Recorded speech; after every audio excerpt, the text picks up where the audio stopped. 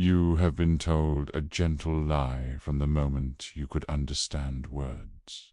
A soft, warm, comfortable lie.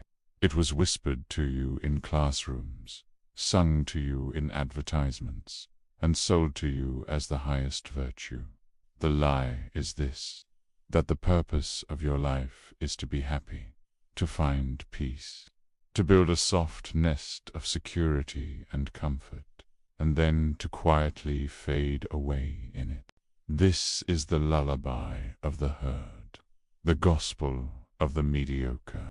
It is the morality of a slave, who, having known nothing but the chain and the whip, dreams only of a world without pain. They seek contentment.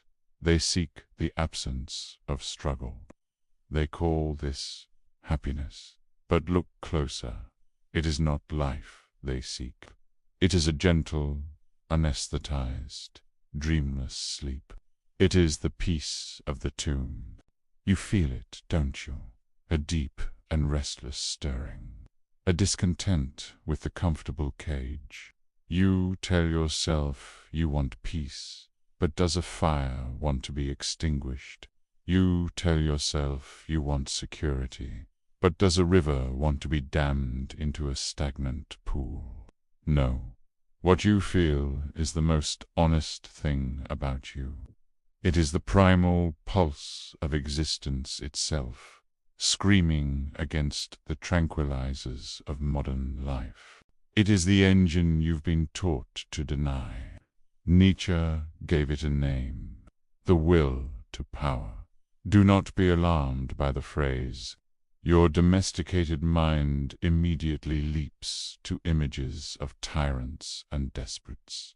This is a deliberate misunderstanding, a fear tactic used by the weak to defame the strong. The will to power is not the petty desire to dominate your neighbor. It is far more fundamental. It is the intrinsic drive of all things to discharge their strength, to grow, to expand, to overcome, and to impose their form upon the chaos. It is the will of the seed to shatter the earth above it. It is the will of the artist to wrestle a masterpiece from a formless block of stone. It is the will of the philosopher to forge a new value in the face of meaninglessness. It is the force that built civilizations from dust and launched humanity toward the stars. It is the unquenchable fire in every living cell that screams, more life, more challenge, more expression, more being. To survive is the goal of a slave.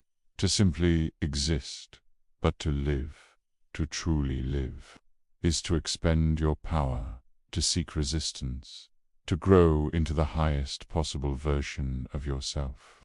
This is the sacred duty you have been taught to see as a sin. Your ambition is not greed. Your dissatisfaction with comfort is not a flaw. It is the sign of a noble soul remembering its purpose. The herd fears this.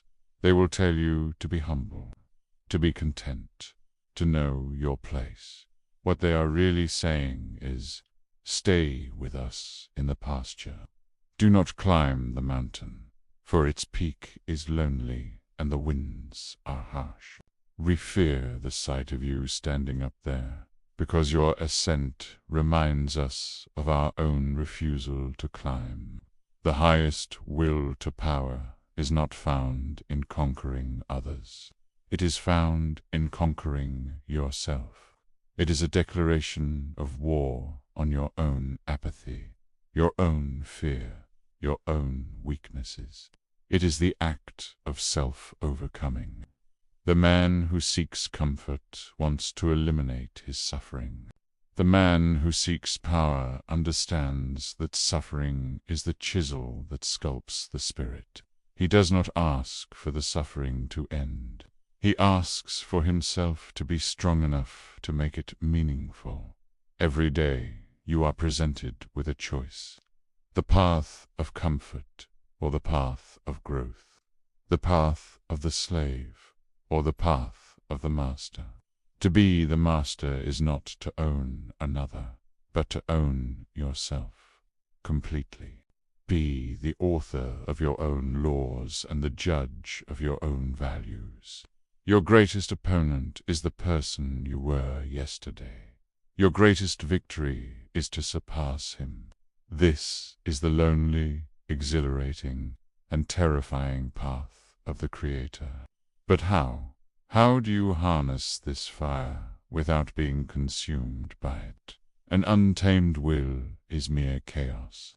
A river without banks only creates a swamp. You must give your power a direction. You must give it a grand and worthy object. You need a grand project. A goal so large it frightens you. A purpose that demands every ounce of your discipline, your creativity, and your courage. It could be building a business that redefines an industry. It could be achieving a level of physical mastery that seems impossible today. It could be creating a work of art that will outlive you by 1,000 years. The nature of the project matters less than its function. Its function is to be the vessel for your will. It is the focusing lens for your fire. In the pursuit of this great work, you will be forced to grow. You will be forced to become more than you are. This project is the forge in which you will hammer your own soul into a weapon of tempered steel. Stop drifting. Stop reacting. Choose your mountain and begin the climb. And as you climb, you will meet resistance. The world will push back. Your own body will protest. Your mind will fill with doubt. The herd below will whisper of failure. Good. This is the second law. You must learn to love resistance. The morality of comfort teaches you that obstacles are to be avoided. This is a lie. Obstacles are the very source of your strength. A weightlifter does not pray for lighter weights. He seeks heavier ones, for he knows the resistance is what builds the muscle. A diamond is not formed in a bed of velvet. It is forged under immense, unimaginable pressure.